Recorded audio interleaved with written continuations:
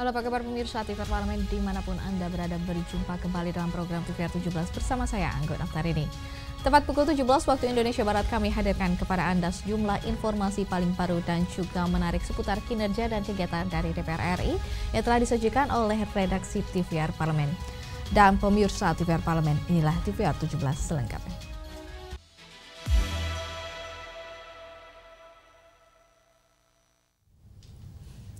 Komisi 4 DPR RI mendorong Kementerian Pertanian dan Bulog untuk meningkatkan daya serap gabah hingga 100%.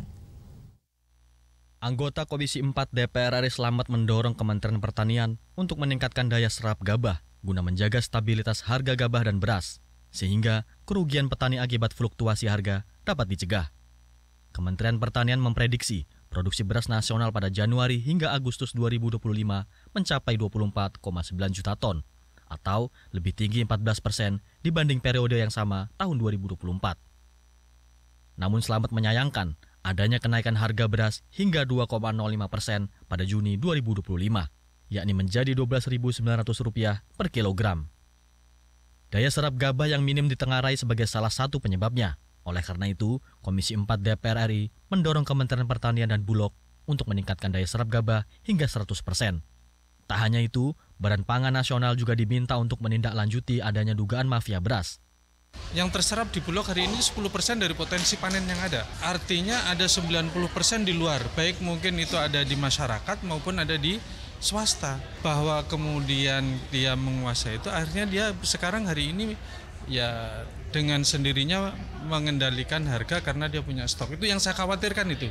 Jadi tanggapan kami mendorong pemerintah tahun depan di masa panen saatnya kemudian pemerintah memperbaiki atau meningkatkan daya serapnya di tingkat petani. Bukan sekedar untuk memenuhi cadangan beras atau cadangan pangan pemerintah, tapi selayaknya kemudian dilakukan serap 100%. Badan Pangan perlu memberikan sanksi tegas serta membuat mekanisme pengawasannya efektif untuk mencegah permainan harga di pasaran.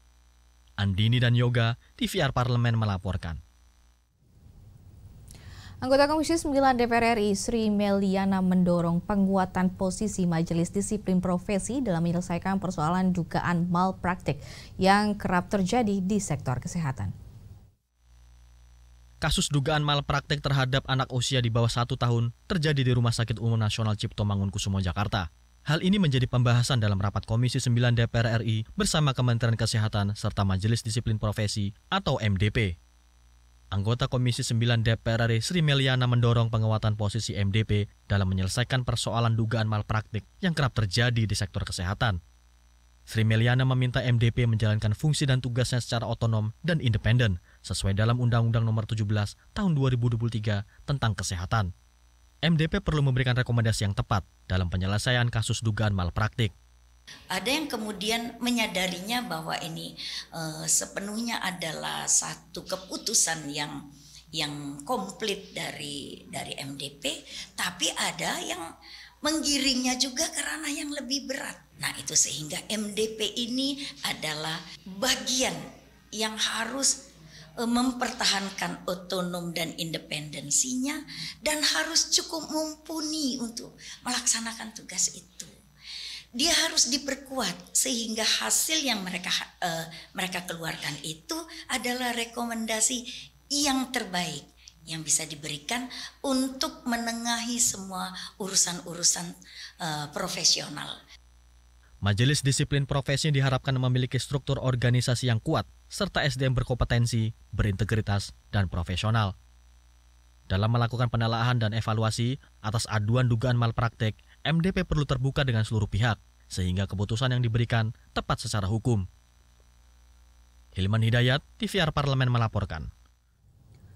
Pemirsa, Ketua DPR RI Dr. Honoris Causa Puan Maharani menyebut DPR RI masih mendalami putusan MK secara cermat dan juga komprehensif terkait dengan pemilihan Presiden DPR RI dan DPD digelar terpisah dengan pemilihan DPRD dan juga Kepala Daerah. Putusan Mahkamah Konstitusi nomor 135 tahun 2024 mengharuskan pemilihan Presiden, DPR RI, dan DPD digelar terpisah dengan pemilihan DPRD dan Kepala Daerah. Ketua DPR RI Dr. Honoris Causa Puan Maharani menyebut DPR masih mendalami putusan MK secara cermat dan komprehensif. Puan menjelaskan, Undang-Undang Dasar 1945 mengamanatkan pemilu digelar 5 tahun sekali untuk memilih Presiden, DPR RI, DPD, dan DPRD. Sementara, putusan MK terbaru menyatakan pemilihan DPRD dan kepala daerah diselenggarakan 2-2,5 tahun setelah pemilihan Presiden, DPR RI, dan DPD. Artinya terjadi 2 kali pemilihan dalam 5 tahun. Pemilu itu 5 tahun sekali, ya, digelar atau dilaksanakan 5 tahun sekali. Karenanya memang ini perlu dicermati oleh seluruh partai politik, imbas atau efek dari keputusan MK tersebut. Sementara Wakil Ketua DPR RI Sufmi Dasko Ahmad mengatakan, komisi terkait telah mengadakan rapat pendalaman dengan pemerintah, KPU, serta aliansi masyarakat seperti Perludem. Kami kemarin di DPR sudah mengadakan rapat brainstorming baik dengan pihak pemerintah yang dihadiri oleh Menteri Hukum, Menteri Dalam Negeri, Menteri Sekretariat Negara, ada KPU, juga kita ada Komisi 2, Komisi 3 yang membawahi hukum, Badan Legislasi, dan juga kemarin ada NGO yang melakukan JR seperti Perludem dan beberapa. Di situ kami sharing yang juga harus disikapi dengan hati-hati karena itu merupakan langkah yang penting. Tim Liputan TVR Parlemen melaporkan. Seringkali luput di benak negara dan bangsa ini bahwa kekayaan negeri ini tidak hanya kekayaan alamnya saja, namun juga musik dan ekonomi kreatif dapat turut membawa Indonesia melesat lebih jauh melalui perkembangan pariwisata dan juga budaya. Dan pemirsa, informasinya sesaat lagi, tetap bersama kami di TVR 17.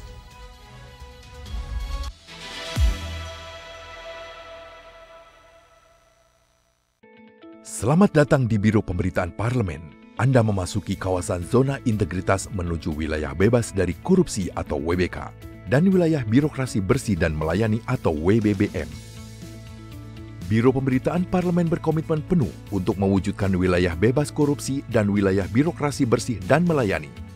Komitmen kami, pejabat dan jajaran memiliki komitmen tinggi untuk mewujudkan WBK dan WBBM melalui reformasi birokrasi, khususnya dalam hal pencegahan korupsi dan peningkatan kualitas pelayanan publik.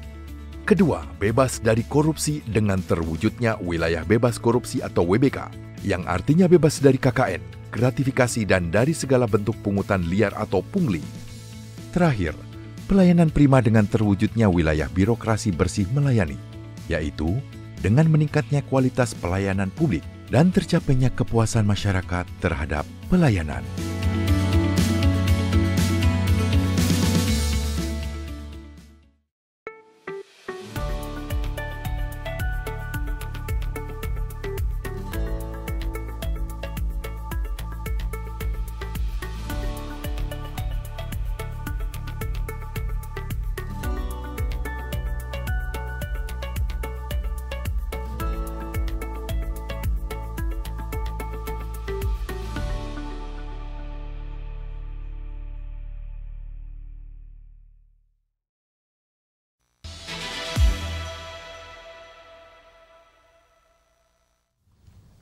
Kembali bersama kami di TVR 17, musik merupakan bagian dari ekonomi kreatif yang memiliki potensi luar biasa dan dapat dijadikan motor pertumbuhan ekonomi sekaligus alat diplomasi budaya.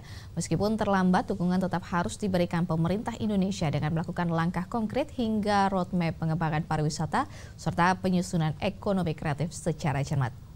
Pemirsa, simak liputan mendalam yang telah dikemas oleh tim redaksi TVR Parlemen dalam segmen Lensa Parlemen berikut ini.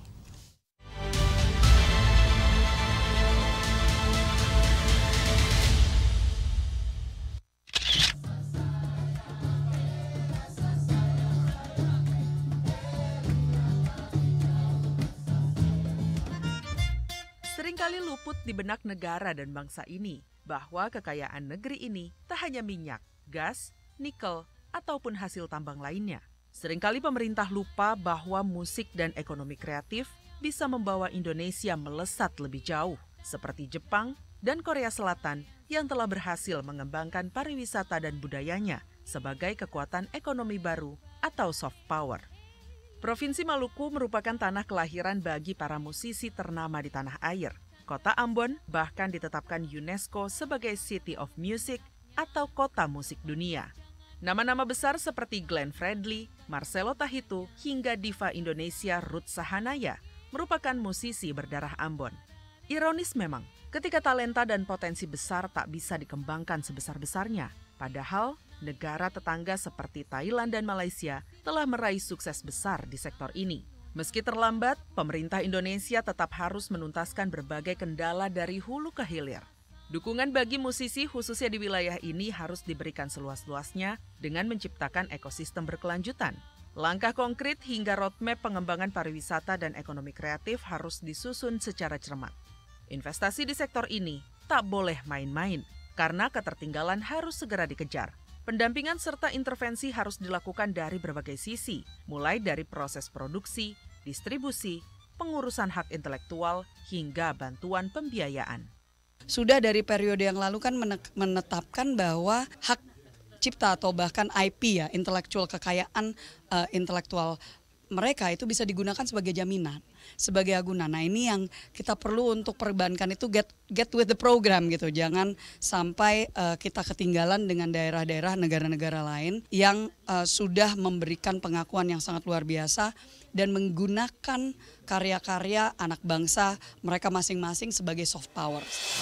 Suatu hari tambang akan habis dieksploitasi, namun kekayaan budaya, pariwisata, serta ekonomi kreatif tak akan habis. Bahkan akan terus tumbuh pesat jika pemerintah mau berpihak, mau mendukung, dan mau berinvestasi bagi pengembangannya. Sektor ini tak seharusnya dipandang sebelah mata, karena pariwisata dan budaya adalah kekayaan yang nyata. Jalannya memang menurut saya masih agak panjang, bukan masalah bakatnya, tapi masalah memanage kemampuan bakat tersebut.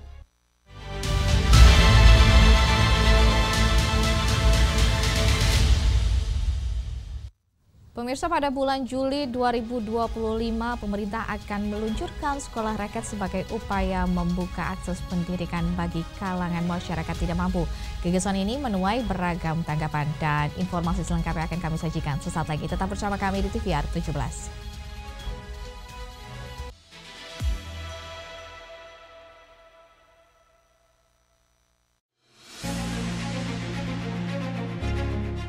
Di Komite Peace and Security, Pak. Israel sampai walk out nih, Pak. Yang bikin Israel walk out itu adalah banyak negara barat yang ternyata dengan berani sekarang mendukung resolusi two-state solution ini. Berarti negara-negara barat sekarang sudah mulai tidak takut dengan Amerika. Betul, kalau ada pemerintah yang standar ganda, yang nutup mata terhadap kekejaman Israel, dia bukan cuma dihukum oleh publik internasional, hasil pemilunya juga bisa mencerminkan hukuman kepada pemerintah yang tidak bersuara terhadap kezaliman Israel terhadap Palestina ini. Bagaimana pandangan Bapak melihat rencana pemerintah untuk mengevakuasi warga Gaza ke Indonesia? Kami di parlemen mengingatkan, evakuasi hati-hati, tapi relokasi tolak. Kenapa harus hati-hati, Pak? Saat ini kita memiliki target kemerdekaan Palestina wajib didapatkan. Kita punya utang konstitusi kepada Palestina.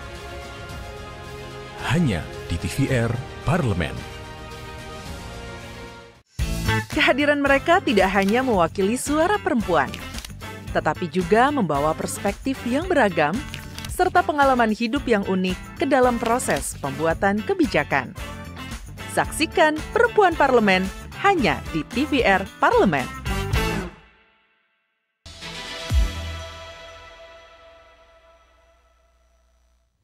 Kembali bersama kami di TVR 17, di satu sisi niat untuk memperluas layanan pendidikan patut diapresiasi. Namun di sisi lain munculnya pertanyaan mendasar, mengapa tidak memperkuat sekolah-sekolah negeri yang telah lebih dulu hadir, bahkan hingga ke pelosok daerah. Seberapa efektifkah sekolah rakyat ini, pemirsa? Untuk membahasnya berikut laporan rekan kami Dadi Ramadan dari Gedung DPR RI Senayan, Jakarta. Baik, pemirsa TVR Parlemen membicarakan permasalahan pendidikan di Indonesia. Memang masih banyak permasalahan mulai dari pemerataan pendidikan di Indonesia yang masih bermasalah dan juga bagaimana kesejahteraan guru yang masih perlu ditingkatkan. Dan juga sekarang sedang banyak sekali pembahasan terkait bagaimana pemerintah rencananya akan mendirikan sekolah rakyat yang direncanakan ini menyasar untuk kalangan masyarakat yang golongan tidak mampu. Nah, seperti apa pembahasan sekolah rakyat antar pemerintah bersama dengan Komisi 10? Sudah bersama kami Bapak Nyoman Parta. Terima kasih Bapak atas waktunya Pak. Ini kalau kita melihat Pak masalah sekolah rakyat, kalau kita melihat sebetulnya ini upaya dari pemerintah untuk bisa memberikan perbaikan kepada pendidikan dan juga agar pendidikan bisa menjangkau ke semua golongan Pak. Namun kenapa Pak pemerintah ini cenderung membuat sekolah baru, padahal kita bisa memperkuat sekolah-sekolah yang sudah ada Pak sebetulnya Pak? Sebenarnya hadirnya sekolah-sekolah negeri di seluruh pelosok tanah air ini kan tujuannya agar seluruh anak negeri, terutama yang secara ekonomi tidak memadai maupun yang memadai, bisa bersekolah, bisa terjangkau sampai ke seluruh pelosok tanah air.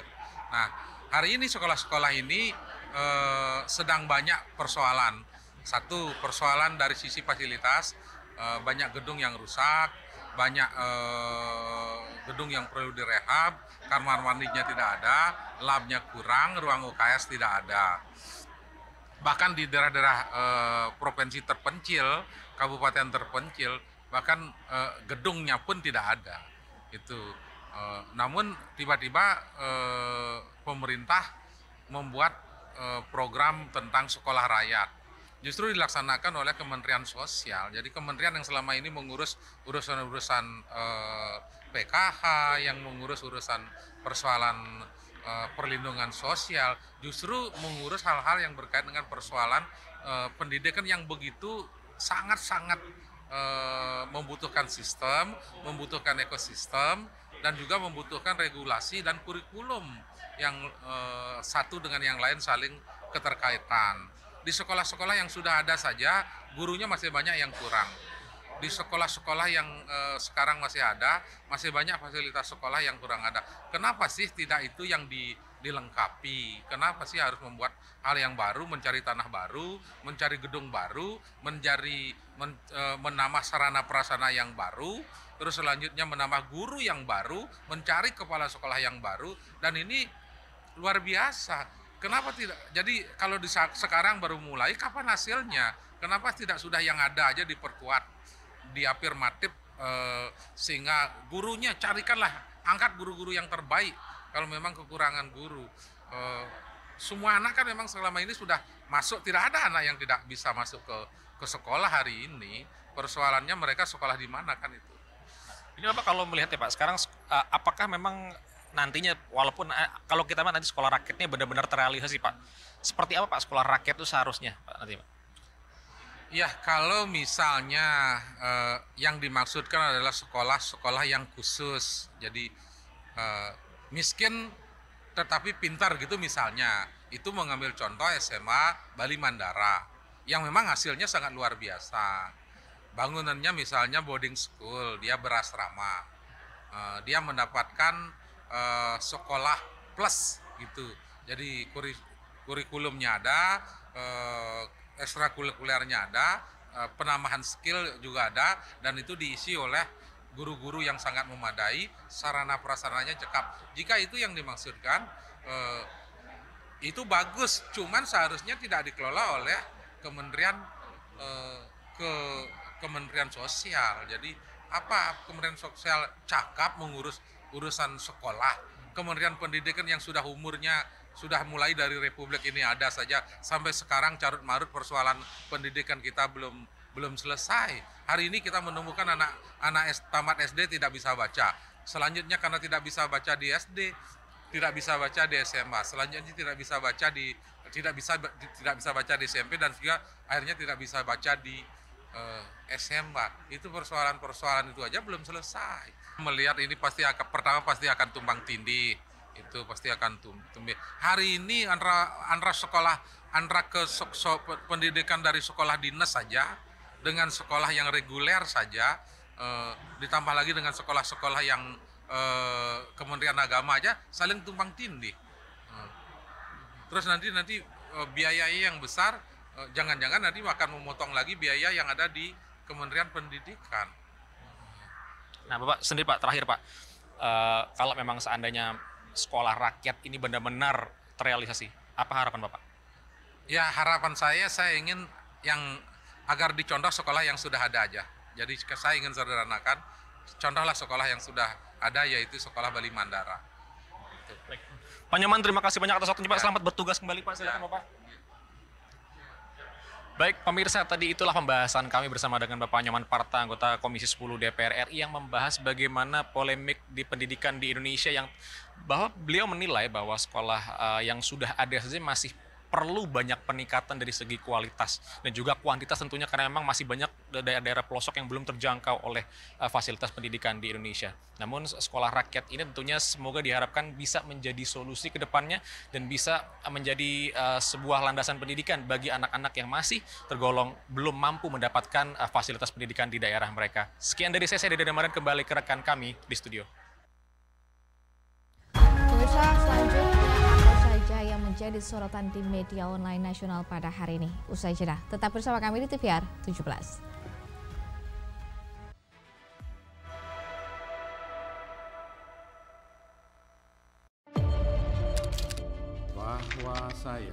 Bahwa saya demi Allah, saya bersumpah dan seadil-adilnya Periode keanggotaan DPR RI hingga saat ini, yaitu terdapat 126 undang-undang yang telah selesai dibahas DPR RI.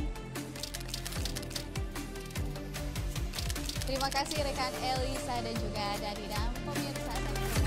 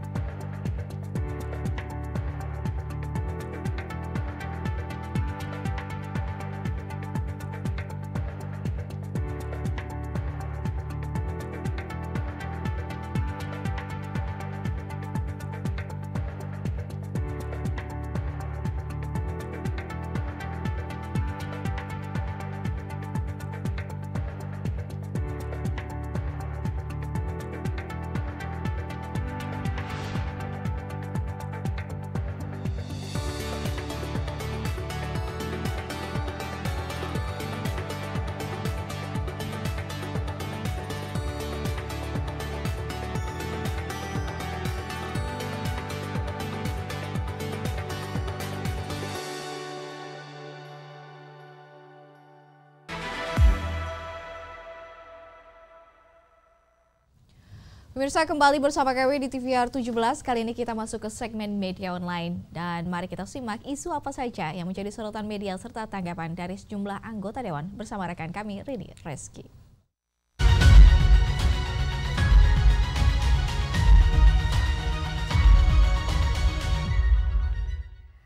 Halo pemirsa, selamat sore dan terima kasih rekan Anggun. Kita masuk ke segmen media online pemirsa. Dan berita pertama yang menjadi headline di media online pada hari ini yaitu mengenai Kemenpar yang perlu mengoptimalkan manajemen krisis.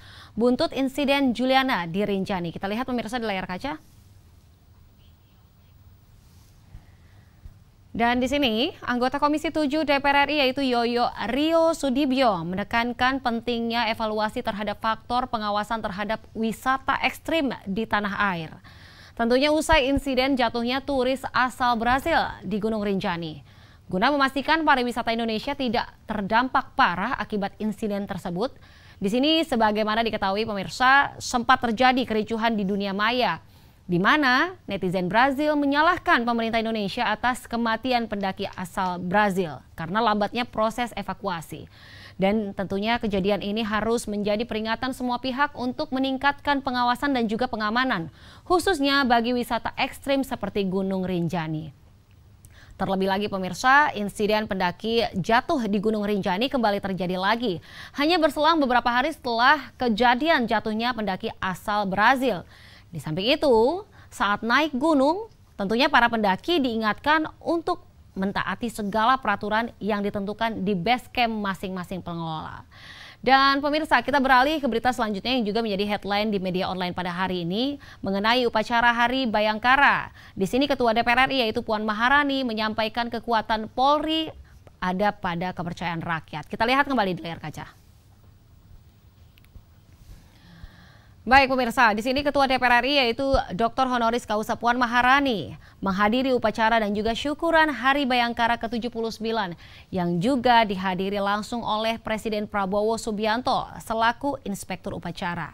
Dan pada juga di sini hadir para pejabat tinggi negara, jajaran TNI Polri dan juga tokoh nasional lainnya pada 1 Juli 2025 kemarin.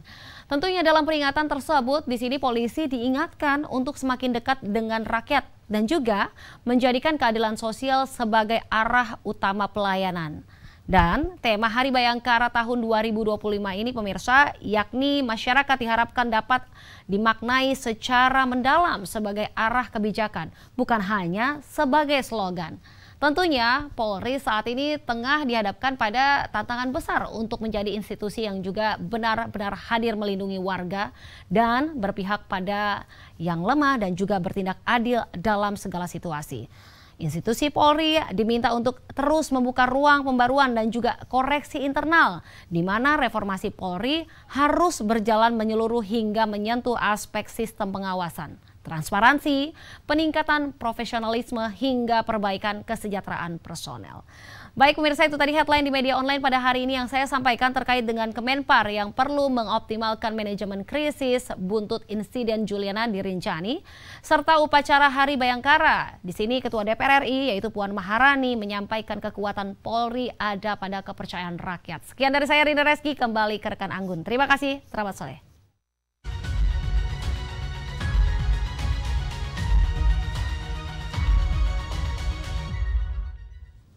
Terima kasih rekan Rini yang telah menyampaikan sejumlah update sorotan dari media online nasional pada hari ini. Dan pemirsa, segmen media online tadi sekaligus menutup program TVR 17 edisi sore hari ini. Saya Angga Dr. Rini beserta seluruh kru TVR Parlemen yang bertugas mengucapkan terima kasih dan pamit undur diri dari hadapan Anda. TVR Parlemen, referensi Indonesia.